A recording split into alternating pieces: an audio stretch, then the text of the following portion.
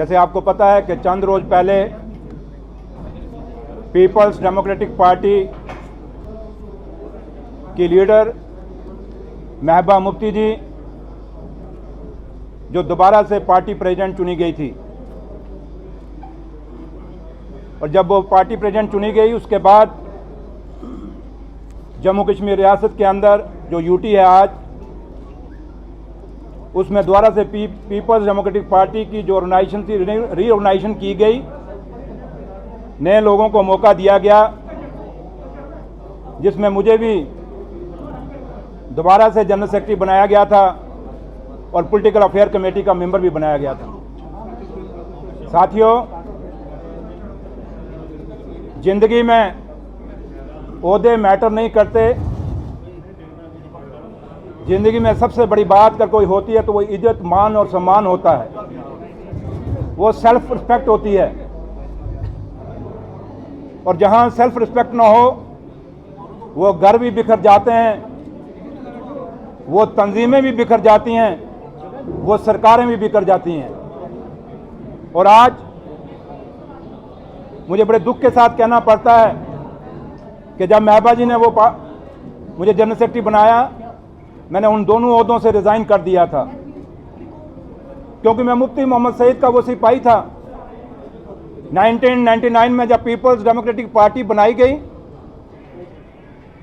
उसमें एक ही मुद्दा था, इस रियासत के हालात ठीक नहीं थे।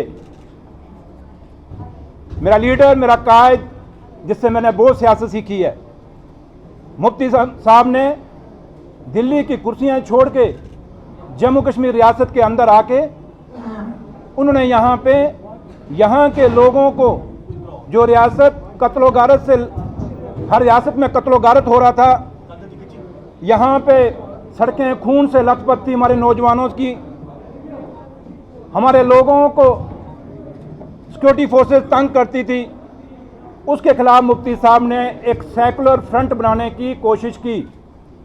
और 1999 में 28 जुलाई को मुफ्ती मोहम्मद सईद साहब ने पीपल्स डेमोक्रेटिक पार्टी को बनाया।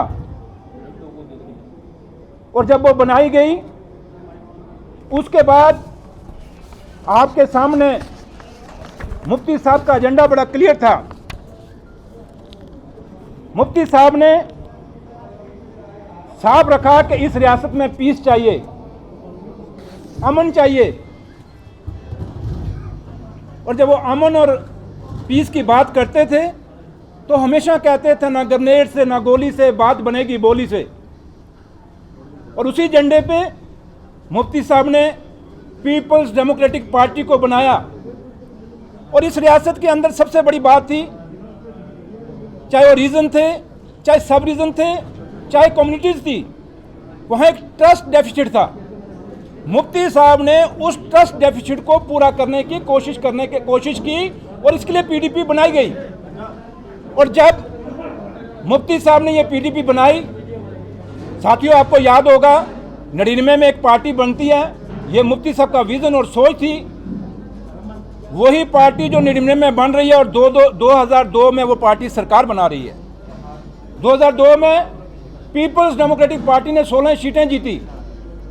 उसके बाद ये मुफ्ती साहब की काबिलियत थी, मुफ्ती साहब की सोच और विजन थी कि उन्होंने 16 एमएलए के साथ इस रियासत के मुख्यमंत्री बने और यहाँ पे गवर्नमेंट चलाई। और वो गवर्नमेंट चलाई, एक वो गुड गवर्नेंस मुफ्ती साहब ने दिया, जिसको लोग आज भी कहते हैं कि वो मुफ्ती साहब का जो ईरा था, that was the golden era in the history of Jammu and Kashmir. और आपके सामने आप देखें, उस दौर में मुफ्ती साहब ने जब हुकूमत दी, नौजवानों को, यूथ को रोजगार दिया। उसी दौर के अंदर रहबरे तालीम आई, रहबरे खेल आई, रहबरे सेहत आई, रहबरे ज़राअत आई। और उसके साथ साथ सेल्फ हेल्प ग्रुप जो इंजीनियर्स थे बेरोजगार, उनके लिए बनाए गए। उसके साथ साथ जो 60,000 डेली वेजर जो सड़कों पे आज है, इनको मुफ्ती साहब ने उसमें लगवाया था। कितना बड़ा जॉब्स की अपॉर्चुनिटी मुफ्ती साहब ने लोगों को दी। आपके सामने उस दौर में जब सरकार मुफ्ती साहब की थी 2002 में, कांग्रेस के साथ अलायंस था, उसमें टूरिज्म कितना बड़ा था, बिजनेस जम्मू कश्मीर रियासत का कितना बड़ा था, माता वैष्णो देवी के अंदर अपना इसका यात्रियों का फ्लो कितना बड़ा था। उसके साथ साथ डेवलपमेंट कितनी हुई थी। आपको याद होगा उस दौर में सही बॉर्डर के ऊपर किसानों को कभी रणवीर नहर से पानी नहीं पहुंचता था, लेकिन मुफ्ती साहब की क़यादत में वहां पानी भी पहुंचा। और जब मुफ्ती साहब ने ये काम किए, उसी को देखते देखते उसी 2002 के टर्नओवर में जो मुफ्ती साहब कहते थे पीस विद डिग्निटी, वो हमेशा कहते थे कि अगर हिंदुस्तान और पाकिस्तान जब तक बैठ के बात नहीं करेंगे, जम्मू कश्मीर में शांति नहीं आएगी, बॉर्डरों पे शांति नहीं आएगी।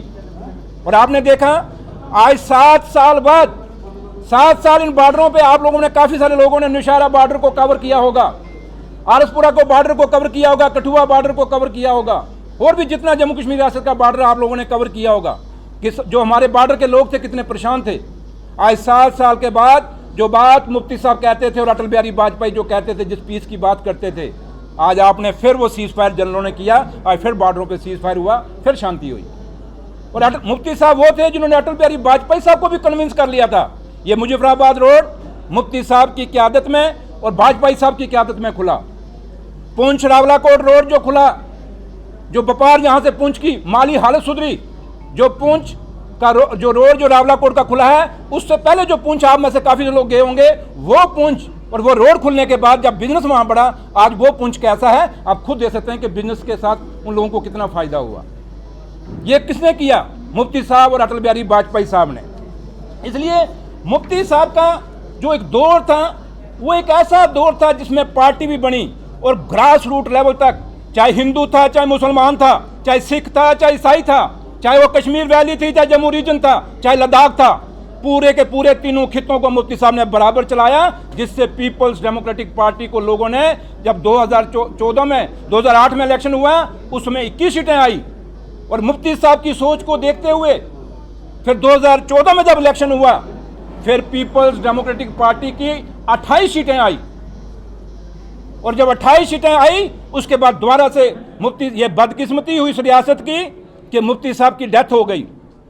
और मुफ्ती साहब की डेथ के बाद आज जब हम पीपल्स डेमोक्रेटिक पार्टी को देखते हैं, आपके सामने बड़े दुख और अफसोस के साथ कहना पड़ता है कि पीपल्स डेमोक्रेटिक पार्टी जो मुफ्ती मोहम्मद सईद की पार्टी थी, जो हर कौम, हर मजहब, हर रीजन, हर सब रीजन की पार्टी थी, वो आज चंद जो ड्राइंग रूम पॉलिटिशियन हैं, जो लैंड ग्रैबर हैं, जो लैंड माफिया हैं, उन्होंने हाईजैक कर लिया। पीपल्स डेमोक्रेटिक पार्टी को हाईजैक कर लिया है। वो पीडीपी जो मुफ्ती मोहम्मद सईद की थी, वो पीडीपी आज ड्राइंग रूम में घुस गई है। वो पीडीपी जो किसानों के पास थी, मजदूरों के पास थी, उन पहाड़ों के ऊपर थी, उन टोकों और मोड़ों के बीच में थी, वो पीपल्स डेमोक्रेटिक पार्टी जो मिडिल क्लास के पास थी, वो आज उन शहरों के सरमायादार लोगों के पास घुस गई है, उनके ड्राइंग रूम में घुस गई है। वहां जाके फैसले हो रहे हैं कि पीपल्स डेमोक्रेटिक पार्टी के ओहदेदार कौन बनेंगे, किसके पास कितना पैसा, उसके हिसाब से उनको ओहदे मिलेंगे, किसके पास कितनी ज़्यादा जमीन लैंड ग्रैब की है जम्मू में, किसने ज़्यादा कितना बड़ा लैंड माफिया है वो जम्मू के अंदर, उसी के हिसाब से ओहदे दिए जाएंगे। अगर ये पीडीपी ऐसी पीडीपी बन गई है। और आपको याद होगा जब मुफ्ती साहब की डेथ हुई, मुफ्ती साहब ने अपनी विरासत जो दी, मुफ्ती साहब ने 5 MP इस पीडीपी को दे के गए थे, जिसमें 3 लोकसभा के थे, 2 राज्यसभा के MP थे। मुफ्ती साहब की जब डेथ हुई, 28 MLA वो दे के गए इस पार्टी को, 14 MLC दे के गए, और एक ग्रास रूट लेवल तक आपके सामने वो एक तंजीम दे के गए। लेकिन आज मुफ्ती साहब को जब 4 साल हुए उनकी डेथ को, आज पीपल्स डेमोक्रेटिक पार्टी जो है अपने एग्जिस्टेंस जो आइडेंटिटी है उसके लिए अपनी पहचान ढूंढने में लगी है कि हम कैसे एग्जिस्ट करें। वो पीडीपी जहां जिस पीडीपी का एवरी नुक एंड कॉर्नर में लोग थे, वो पीडीपी आज खत्म होने पे आ गई। क्यों आ गई? क्योंकि ये चंद लोग जो मैंने आपको कहा, ये ड्राइंग रूम पॉलिटिशियंस, ये लैंड ग्रैबर्स, ये लैंड माफिया जिन्होंने पार्टी को ग्रैब कर लिया है, वो महबूबा जी को अपने उस चक्कर से बाहर ही नहीं निकलने दे रहे।